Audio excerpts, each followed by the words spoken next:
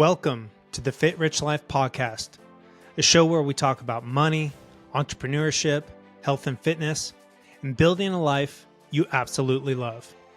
What does it mean to let go of something good to get to something great? In today's special guest episode, I chat with Nick True from Mapped Out Money about how he let go of a good career in mechanical engineering to design a work life that is truly great for him and his wife while they continue to pursue financial independence. In this episode, here are some things you will learn about. 1, why it's important to let go of something good to get to something great, and how Nick and his wife did that. 2, some major problems with the traditional financial independence retire early, aka FIRE concept. 3, how to design a compelling vision for your life.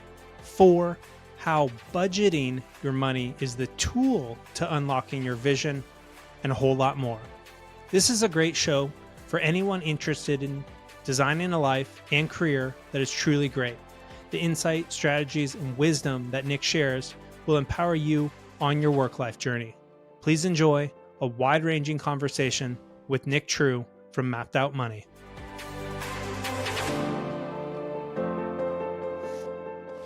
Nick True from Mapped Out Money. Thanks for coming on the show, brother. Good to have you. Yeah, I'm excited to be here. I'm excited to chat. So to kick things off, let's talk about you becoming a financial hobo. Yeah. Okay. I went to school for mechanical engineering, and that's what I got a degree in. Mostly because that's what, my family and society and whatever, sort of, that seemed like the path to go. And so I didn't really question it. That's what I did. Got out of college, got a good job, did an internship, got a job at the place I interned, rolled right into everything. And I'll fast forward through this. I'm sure we'll circle back. But long story short, I very quickly decided I didn't want to be a mechanical engineer. I didn't want to do this.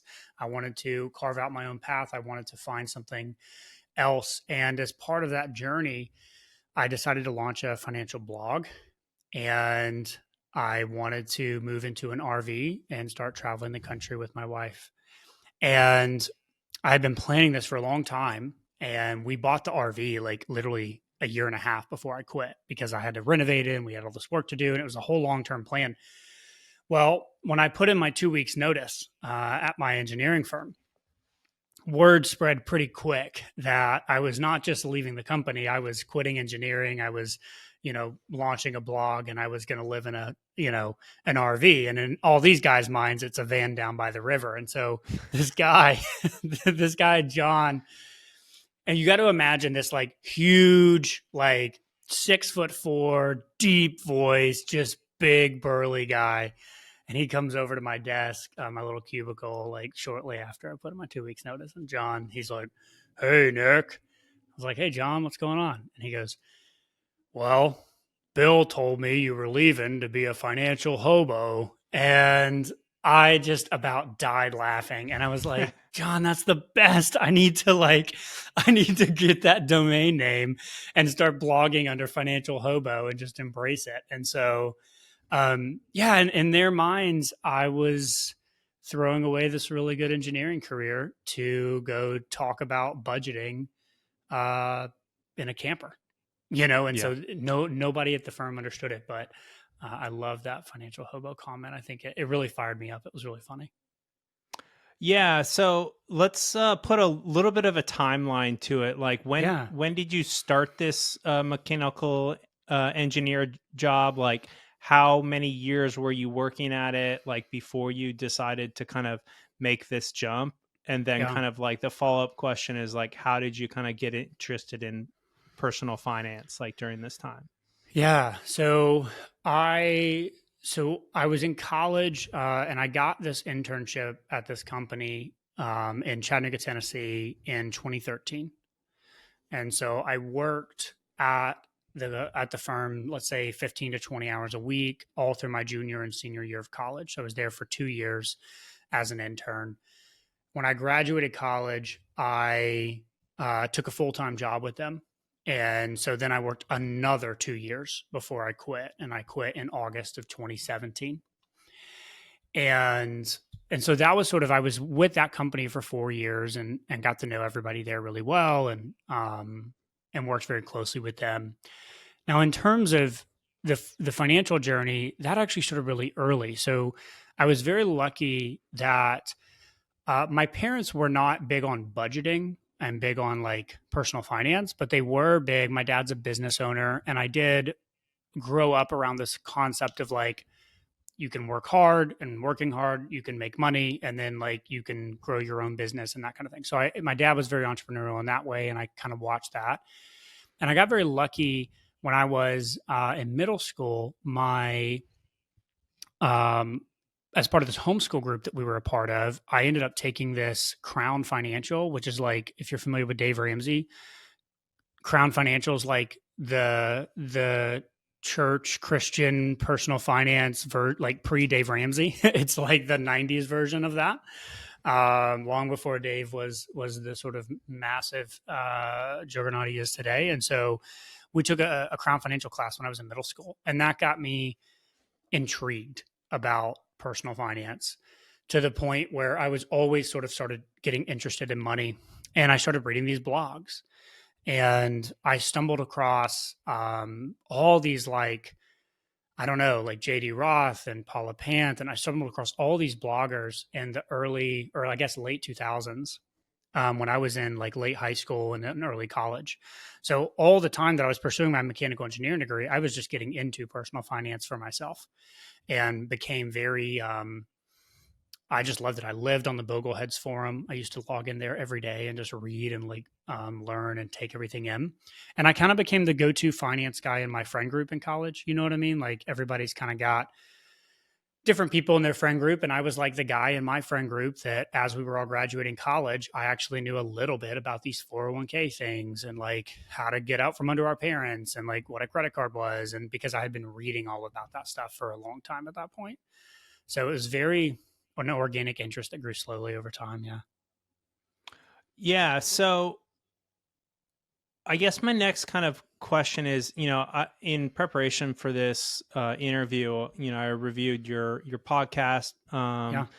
and your website, and you had this really great concept of what you call letting go of good to get to great. Yeah. So I'm curious if you can kind of like illuminate that picture a bit, like of, I'm sure you're making pretty good salary as a mechanical Mhm. engineer, and then to like, go do this Walk financial away. blogging thing. Like, I can't imagine you're immediately making great money doing that. No. And then you went through several iterations where you've kind of like had to take a few steps back in order to Mhm. take, several strides forward. And I'd Yes. love for you to kind of like paint out that picture a bit for us. Yeah. So this concept, I don't want to take credit for it. I first heard this from a guy I follow on Twitter named Sean Sweeney, and I I obviously had heard of the concept in the practical sense, but like the quippy like phrasing of "give up the good to get the great," I just loved when I read his thread, and when I started talking to my wife about it, I realized like, oh, that's a lot of what we've done over the years. So the idea is that sometimes, in order to get this really awesome, great thing that you want, you actually have to take a couple of steps backwards. And the other analogy I've used sometimes while we do this is like slingshotting. Like, if you picture the visual of a slingshot, if I want something to go that direction, I literally have to pull it back the opposite direction for a little bit to be able to get the strength and tension that I need to then be able to propel myself forward. And so I think about a lot of our decisions as a little bit of a slingshot. There have been a number of times where we've stepped backwards to then go forwards. So, a couple of different key points we did that in. You're absolutely right with the engineering one. So, I was making, this was 2015. I got out of college, and I was making, base salary was like 64,000 a year. And because I worked in a firm that billed hourly, I could get overtime. And so I'm 22 years old, making, I think I took home close to 80K that first year. Um, and I mean, that was rich beyond anything that I could imagine. I mean, it was ridiculous. It was awesome, and um, the money was wonderful, but it was also not a great work life balance. And so one of the things I figured out relatively quickly in that industry in particular, not it wasn't just engineering as far as all engineering, but that industry I was in the power industry, was a lot of overtime. It was a lot of travel, a lot of time away from family. And when my wife and I really dreamed about our future and the future that we wanted and the vision that we had for our life, me traveling the amount that I was currently doing was not part of that vision. And I was looking down the road at these guys who were 20, 30, 40 years, into their careers. And I'm looking at them and I'm going, I don't want your life. Like I like you, you're a nice guy, but like I don't want the life that you have. You make great money, but that's not the life I'm looking to build. And so I mean, literally, I graduated in May. I enrolled in an MBA program.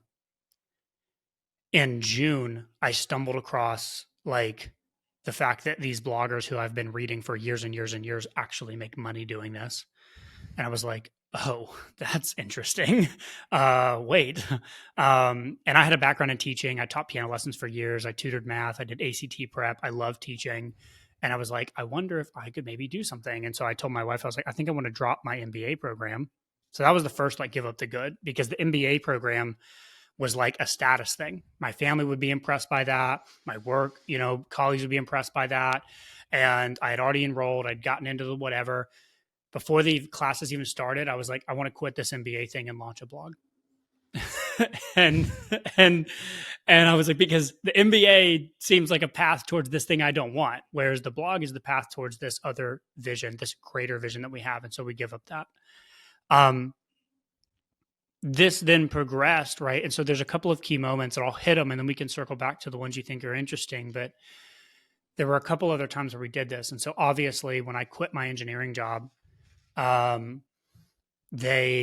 didn't understand. I remember having a conversation with my boss, and he was like, how much money would I need to pay you to get you to stay? And I remember thinking, there's literally not an amount that is in the realm of possible, because even if you offered me like 200,000 a year, and at the time that's what I was thinking, like if you offered me 200K, I would stay. Even then I would stay for a year. I would delay my plans for a year and just bank a bunch of money and then leave. Like, this doesn't make sense for you or me. And so there was no conversation about it. At the time, though, I walked away from the 80K, and my blog was making roughly $1,000 a month. And that was not like mapped out money, making it, doing financial stuff. That was me freelancing. I was using the blog as a resume of sorts to do like freelance writing and marketing work.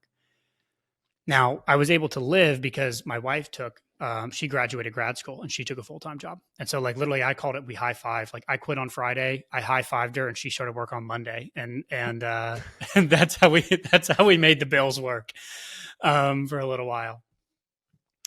Now, fast forward 9 months, and I was able to grow the freelancing from about $1,000 a month to about 50 grand a year. And I was able to get that going to the point where my wife, who had taken this job as a travel physical therapist, that's how we got on the road, right? We hit the road and moved into our RV and started traveling. It was not what she expected it to be either. It was not what she had hoped either. She had made many of the same decisions that I had made in terms of her career choice for why she chose to do what she did. And so I remember talking with her and being like, hey, like I've got this freelancing stuff going. The freelancing is not my ultimate goal. My ultimate goal is to build a personal finance business. But the freelancing pays the bills for now. The freelancing is a step in the right direction because it gets me in the space I want to play in. What would you think about quitting physical therapy and coming to work with me and helping me freelance, but then also helping me build the personal finance brand? And so again, we gave up her $60,000, $70,000, $80,000 a year she was making as a PT to join the financial hobo pursuits full time.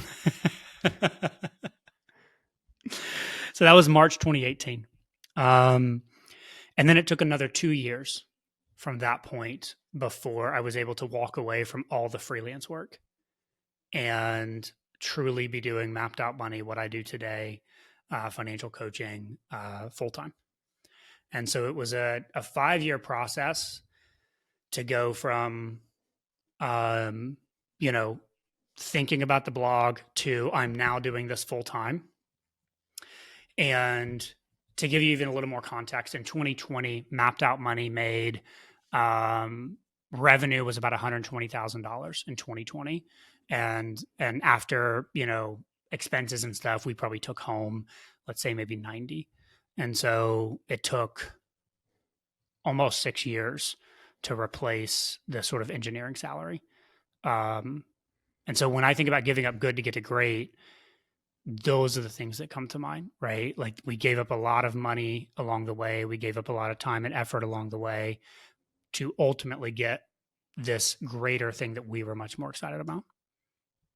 Yeah, there's a few pieces I want to touch on there. One is you literally did the same exact thing I've done several times in my own career. Yeah. Where so my first internships were in investment banking. Okay.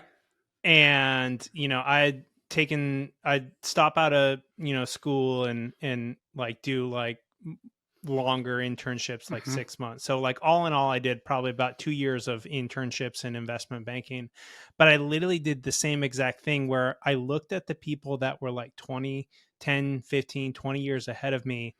And even though they were making like great amount of money, like really money, they were like miserable. They're like working all the time. They're like, balding prematurely because they're so stressed out. They're overweight.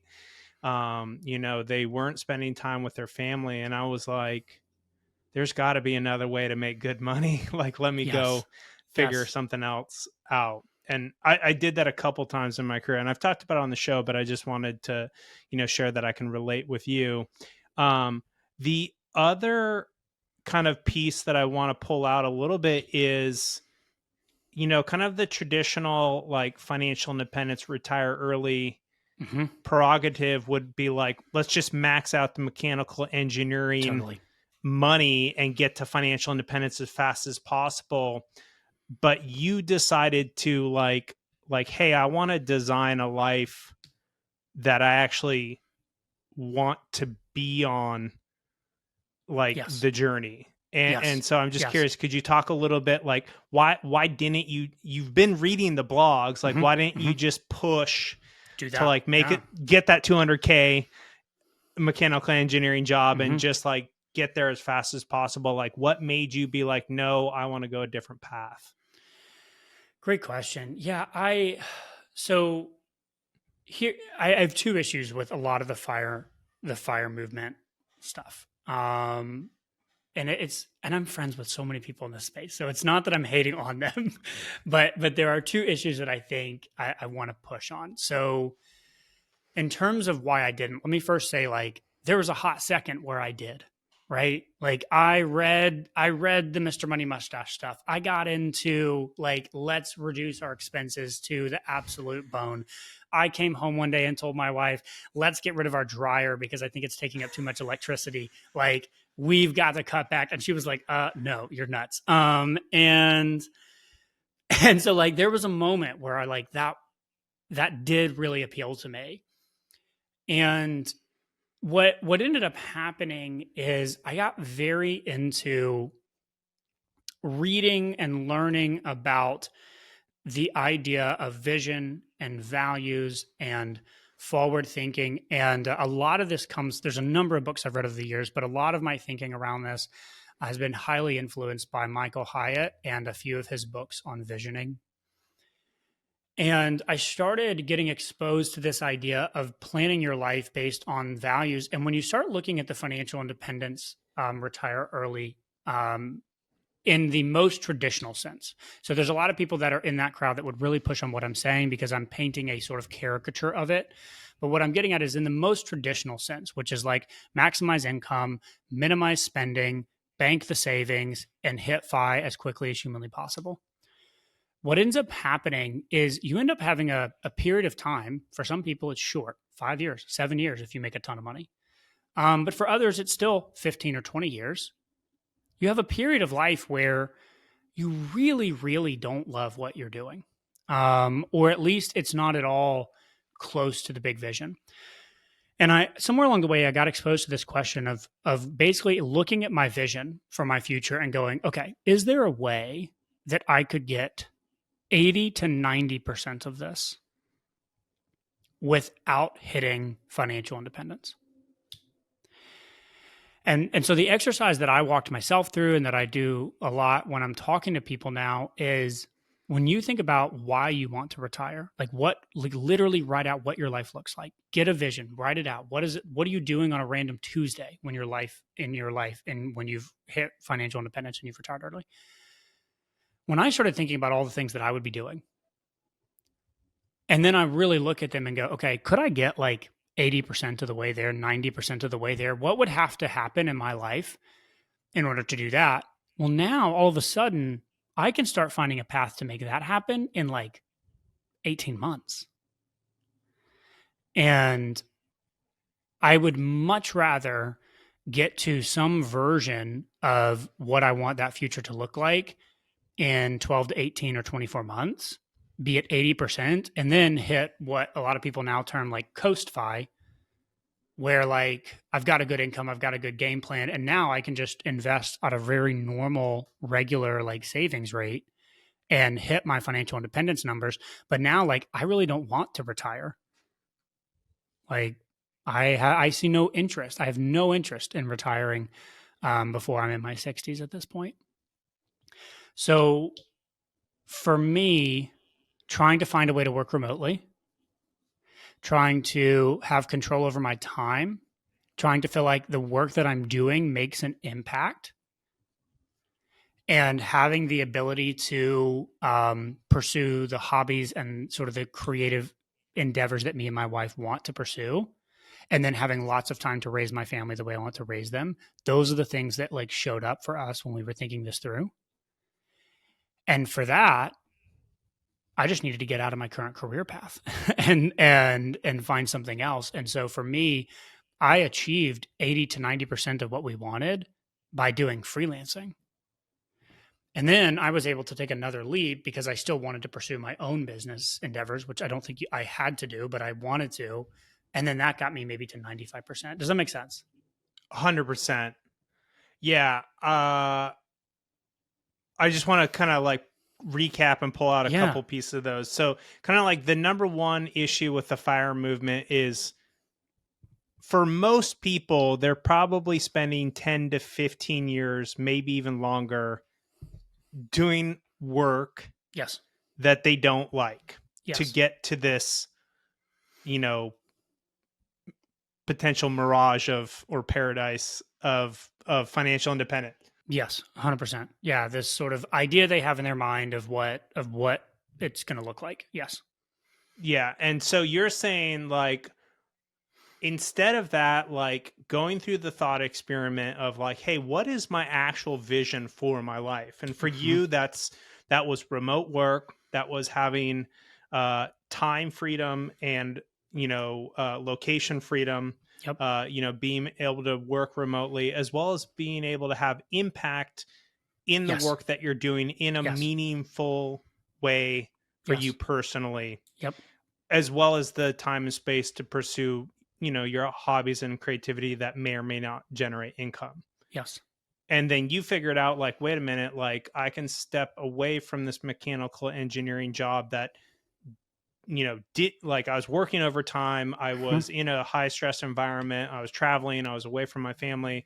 I can, take a couple years. You said it took you 2 years to build up the freelance income. So like, that's another piece I want to pull out for the audience is like a lot of people like, oh, like how do I make this happen overnight? But most people underestimate like the fact that this is going to take Yes. 1 to 3 years. Yes. Yes. Um, and I think it's important because a lot of people, I think they start to go down the journey, but then when they don't get immediate results, they give up and go back to the safe, secure, traditional path of like working a job they may not really like.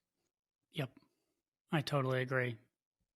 And then help me understand what was kind of like you said you had two main pieces against the fire movement. I may have just missed it. So I got number one is like, you're pretty much saying like, hey, you have to suck it up and work a job Yes. you don't like for 10 to 15 years. What Yes. was kind of like the second takeaway? So all of the principles of like the actions that get people to do the fire stuff, I think is good, right? Like spend less than you earn, invest the difference, build wealth, map out your retirement, like all of the mechanics, in love with it. The issues I have, the second one is it's really the same kind of than the first one, but it's a spin to go really long term, which is um I think that the fire movement can sometimes fail people when it comes to not putting a big enough emphasis on the importance of really, really deeply visioning for what you want your life to look like when you have achieved financial independence. I see so many people, I work with a lot of people in their 50s, 60s, and 70s. And I see a lot of people that just are on the cusp of retirement or have just recently retired and they just have absolutely no clue what they want to do with their time and they end Yeah. up floundering. And I think that the fire movement in general has placed such a huge emphasis on the money, like part of it and the getting there part of it, and not enough emphasis on the, what do you, it's like a dog chasing a car. What do you do once you've actually caught the car? Like, let's think about that a little bit more. That's really it. Yeah.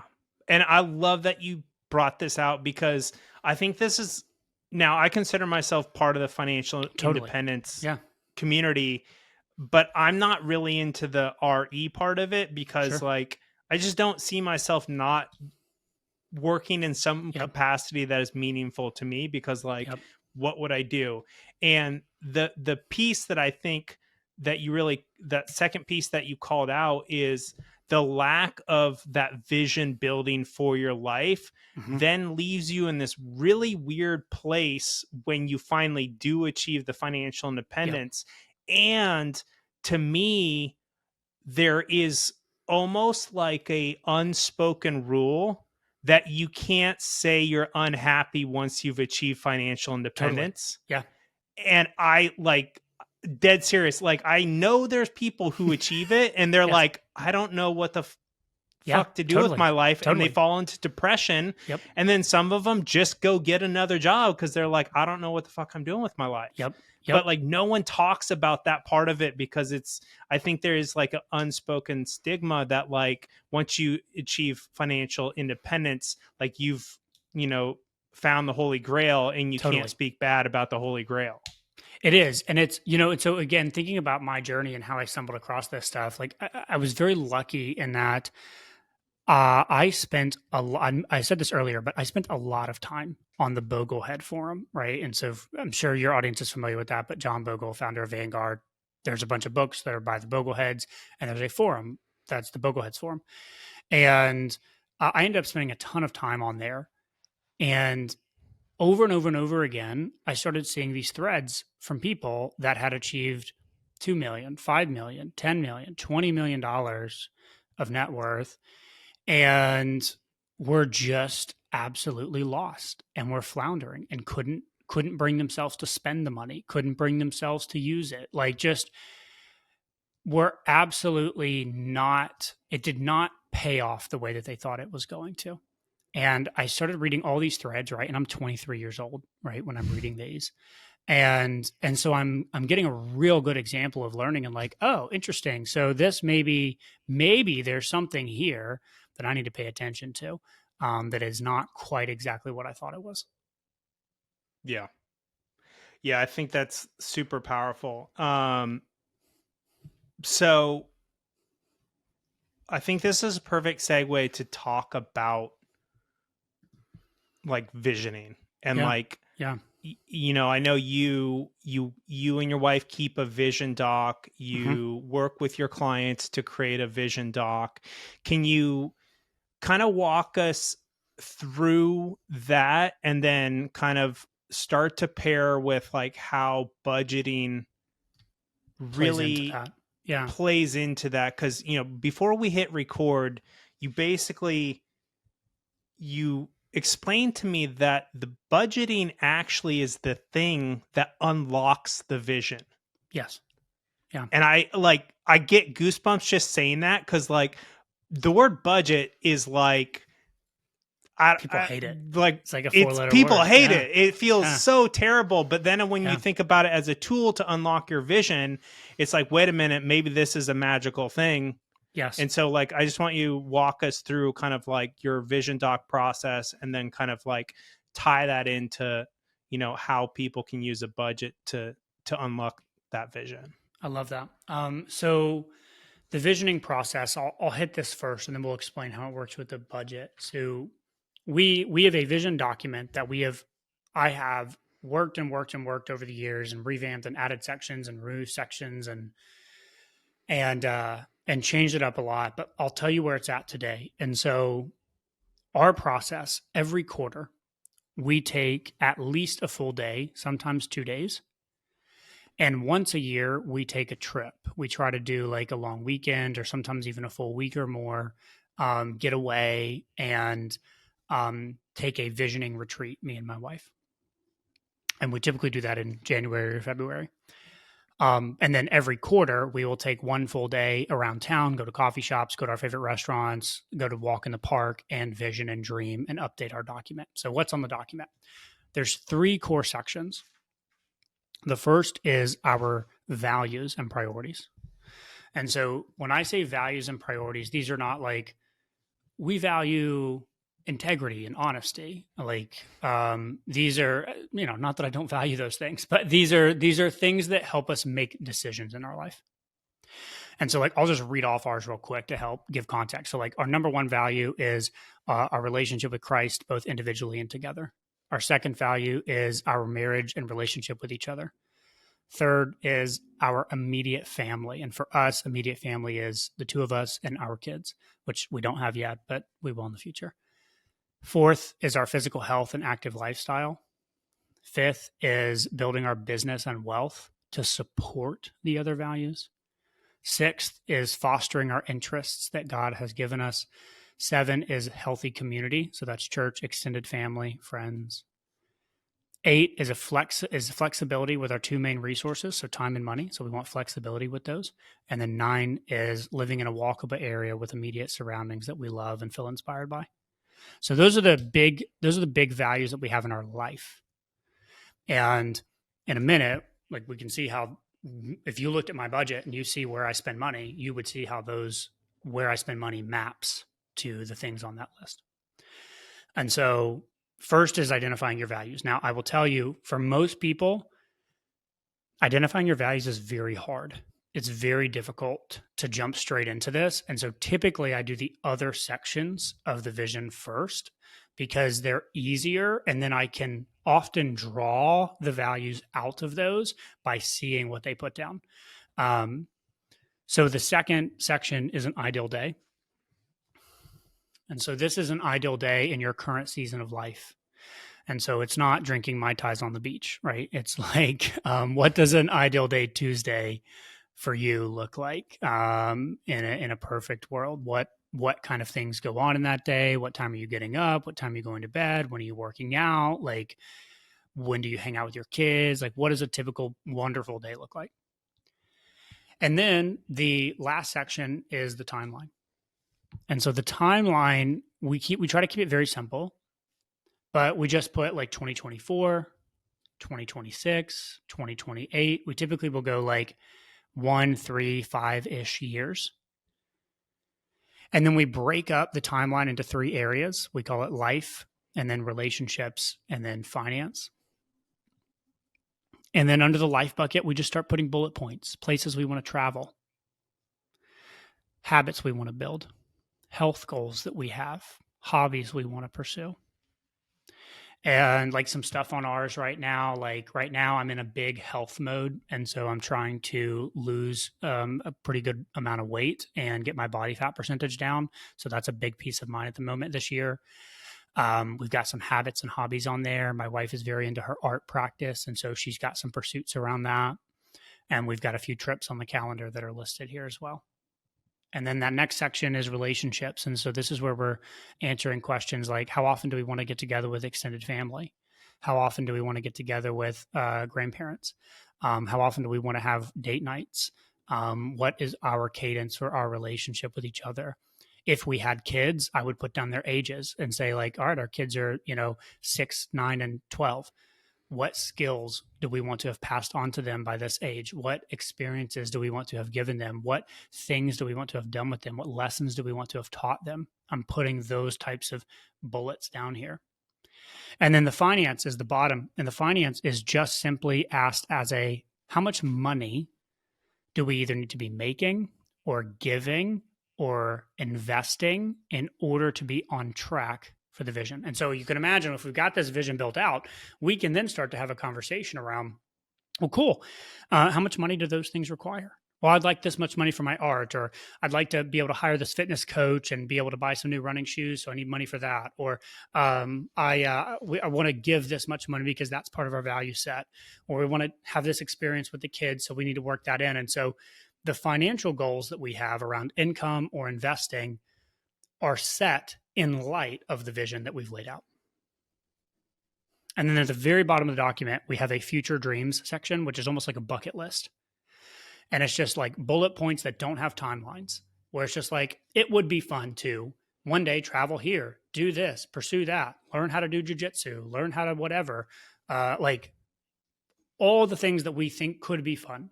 And they're just listed down at the bottom in our future dream section. So I'll pause there, but that's our vision doc. And we take a look and update that every quarter. I love it. So I sort of get the gist of like how that starts to play into the budget. Yep. But like dive a little bit deeper into like how budgeting actually helps you like live these values, yep. Build your ideal day or realize your ideal day, as well as kind of like hit these milestones for the timeline that you're setting out. Yeah. For. So, if I was going to use a road trip analogy, where do you live? Where are you at? Santa Cruz, California. Santa Cruz. Great. So like I live in Tennessee. I'm in Knoxville, Tennessee. So the analogy I'll often use is like, let's imagine I want to go on a road trip and I want to like come visit you in Santa Cruz. If I get in my car and I throw my phone out the window and I don't have any other GPS with me, and I just start driving west, and I'm like, it's somewhere west of me. I'm just going to drive till I hit the ocean.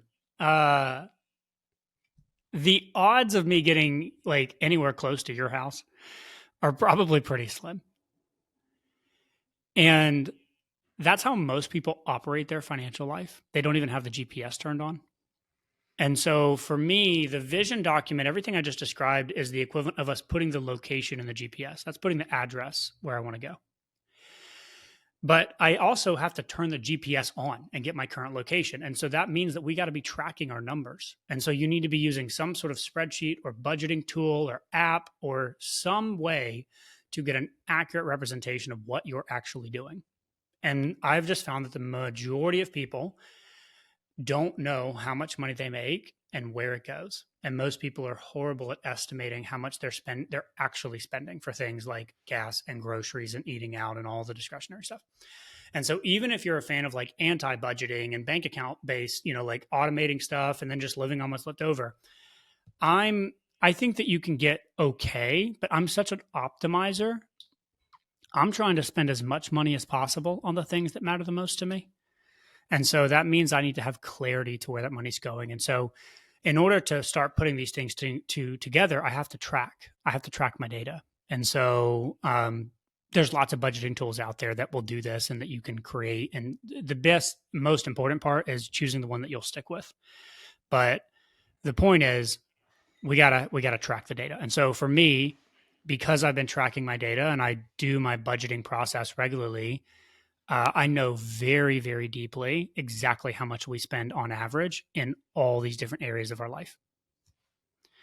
And so because of that, I'm then able to look at the vision, and I can look at the vision timeline that we've written out, and I can actually start going, all right, what on these things have financial implications? So trips, hobbies, sometimes there's equipment, right? Like I said, with my health goals, like I need to buy new running shoes every 6 months. There's some gym equipment I want to buy. I might want to hire a fitness coach or do an app or whatever. For my wife's art pursuits, there's lots of financial implications. For investing, to make sure the long-term big future dreams happen, I got to be investing a certain amount of money, right? So there's all these things on the timeline that literally have financial implications. And if I go over to my budget and I start building the budget and I say, well, I want to do this much a month for art and this much a month for health and this much a month for these things, and I start changing the budget numbers and I have the data for what I've actually been doing, I can realize where I'm off. And I can go, oh, I'm actually not putting my money where my mouth is right now. I say that the vision is important to me. I say this is what I want, but what I do is different. And I need to align those two things. And so then it becomes a refining part. And this is where it does become a little back and forth. And so it becomes a refining of, I put everything that's on my vision into the budget, which almost always ends up in the budget requires more money than I make. And so then I have a conversation of where am I willing to reduce in order to prioritize the things that matter the most to me on the vision.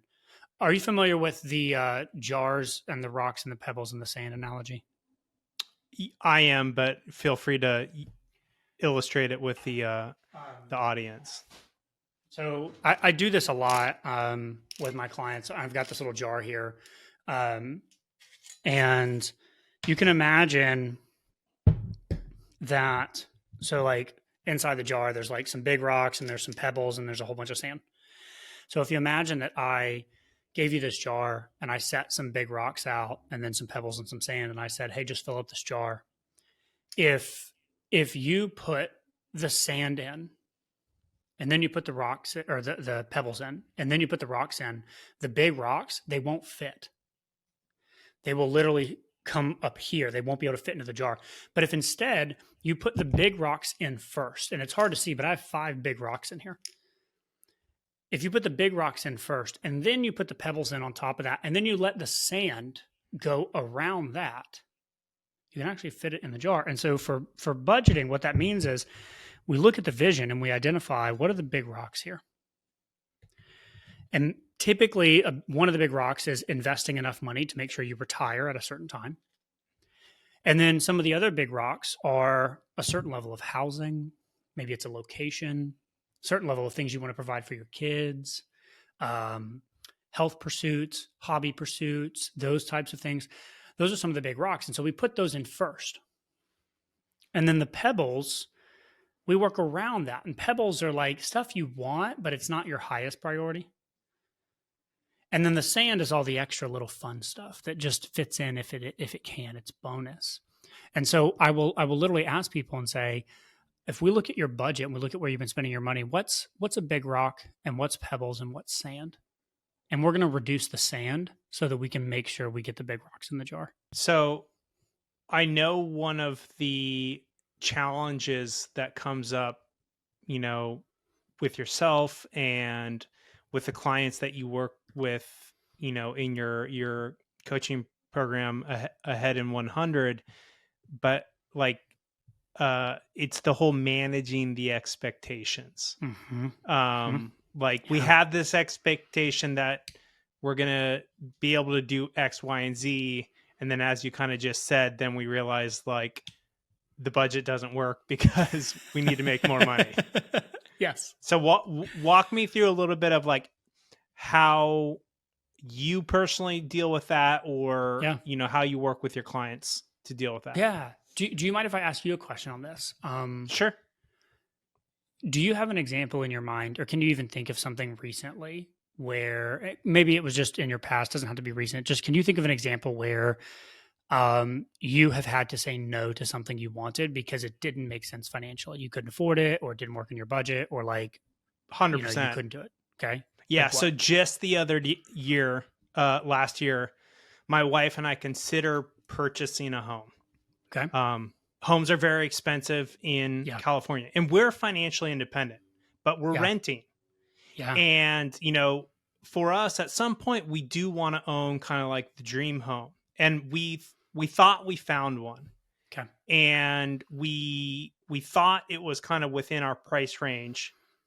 But then when we actually ran the numbers, we realized we weren't there yet. And so we had to say, not now, Yeah. like not yet. How did that feel? It sucked, but it was also awesome in Yeah. the sense that I know we saved ourselves from so much financial stress because we Yep. worked so hard to get to financial independence that if we had purchased that home, we would have been no longer financially independent. And then we would Yeah. have to potentially do work that may make enough money, but not be completely aligned with what we want to do in life for Yeah. work. Yeah. And so in that way, it was actually really liberating because we paused, we ran the numbers, and we're like, even though emotionally we're already attached to the house because we could just envision Mm-hmm. us living there Mm-hmm. Mm-hmm. and it had everything we wanted. But then we ran the numbers and we're like, well, this means like we have to make this much money Yeah. per month. And if Yep. we don't, we're going to be really stressed out. Yeah. Gosh, that is the perfect example. I'm so glad I asked you. So this idea of expectations, right? Um, that was a tough decision you had to make. You wanted it. Ultimately, you were able to walk through the logic and make a values-based decision and realized you valued, remaining financially independent and having the flexibility and control that you have more than this house. But it was still hard and still difficult and maybe even disappointing. Have you ever been disappointed or upset because you did not have the money to buy a private jet and a private island? No. So, what's the difference, right? You don't expect to be able to buy a private jet and a private island. I've never worked with anybody who has been upset and disappointed because a private jet didn't fit into their budget. I've never worked with anybody who's been disappointed because owning 5 different homes on 5 different continents didn't fit into their budget. The people that I work with that get upset with their budget and they get frustrated and disappointed is when they expect something because of how hard they've worked, because of the age they are, because of what they've done in the past. I'm owed this. I should be able to do this. I expect to be able to do this. I deserve this. And then they can't get it and it doesn't fit.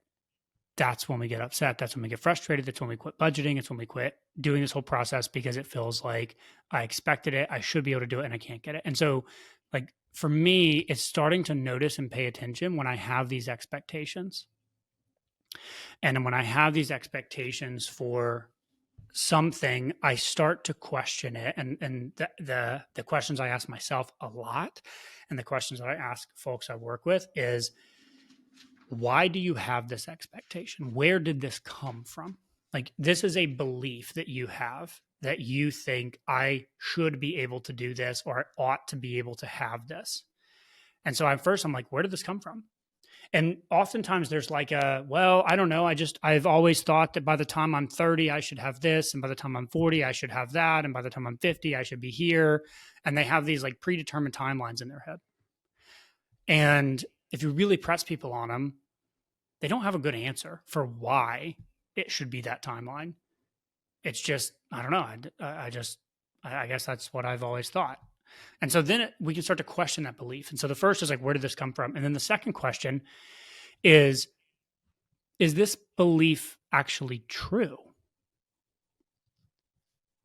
is this expectation true? Like, is it always true that if you do this certain thing, or if you are a certain age, you should be able to get or receive a certain outcome?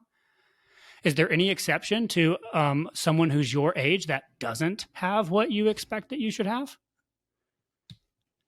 And so again, we can start to pick at this expectation and realize we don't even know where this expectation came from. And it's probably not even true. Like it's not a real thing that is emphatically something that has to have happened. And then the third is this belief helpful?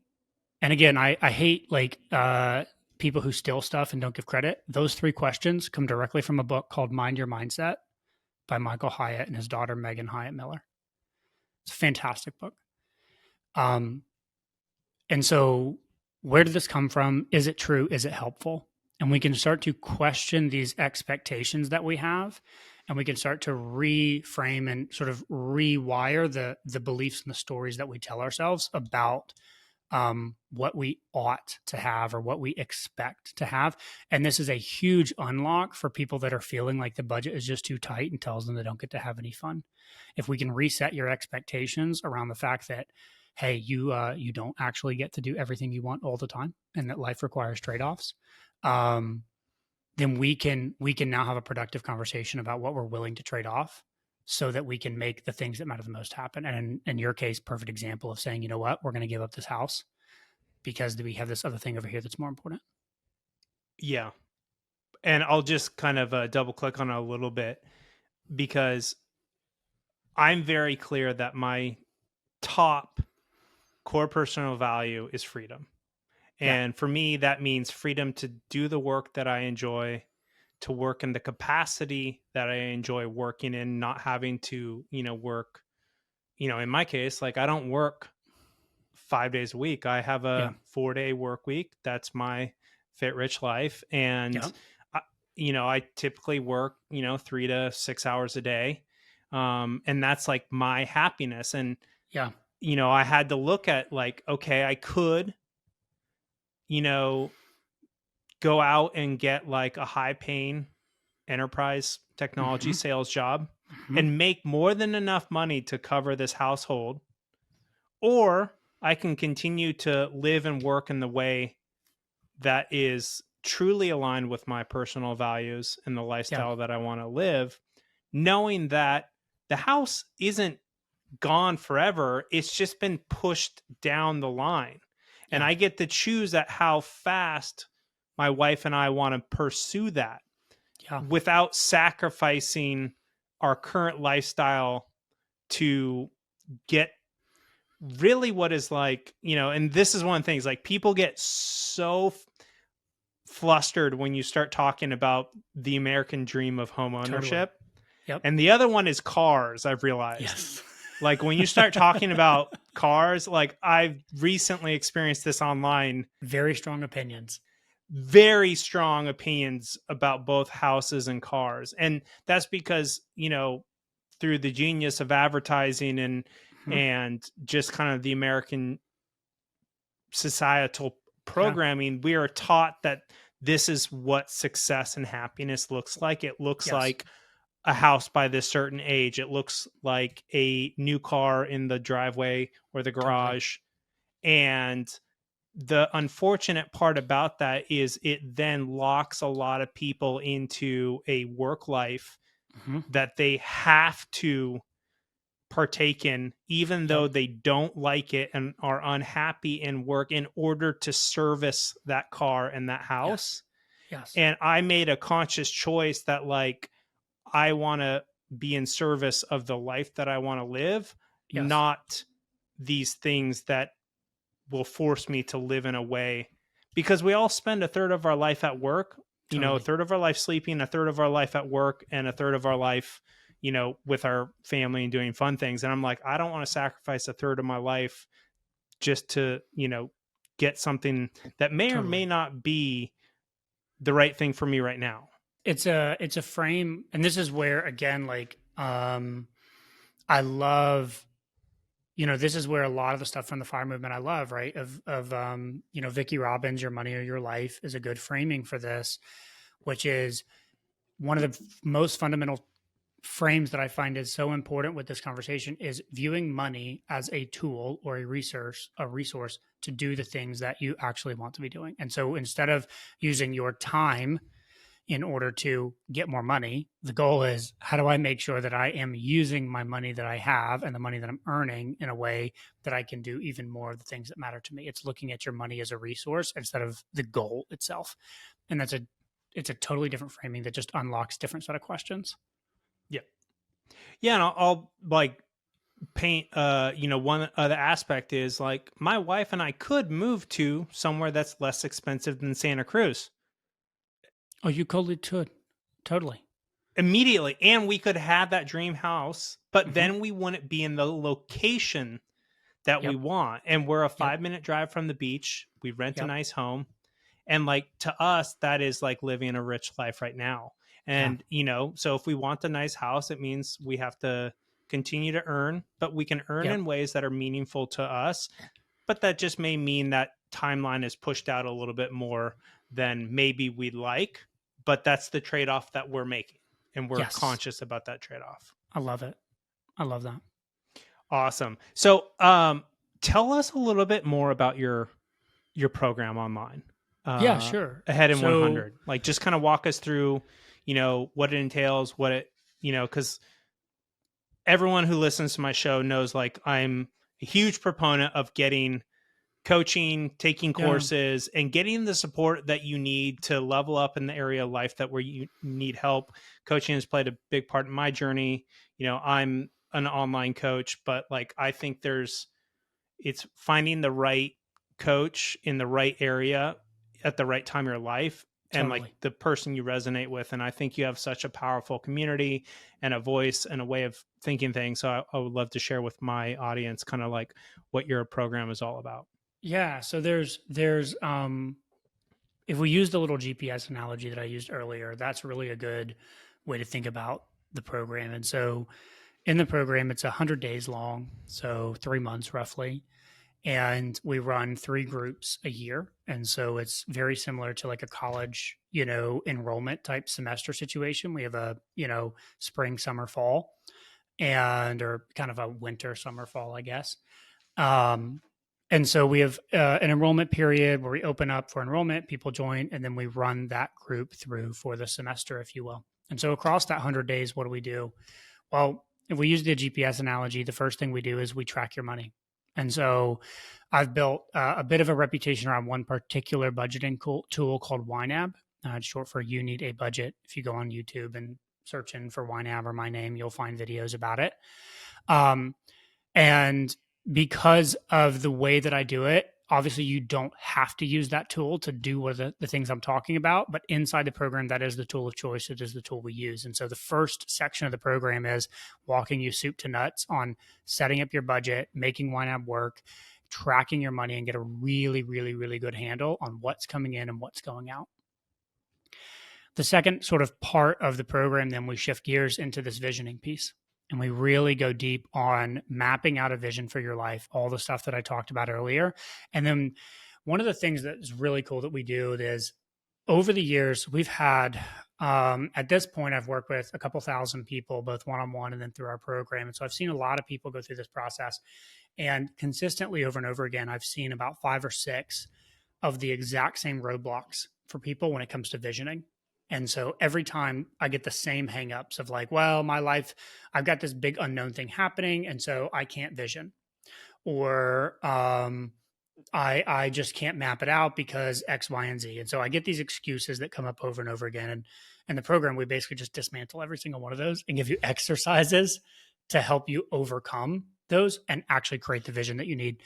And then the last portion is bringing the whole thing together, right? So turn the GPS on, put in the location of our road trip, and then the very end of the program is helping you really dial in the behaviors and habits so that you can take that quarterly routine and you can do this for the rest of your life.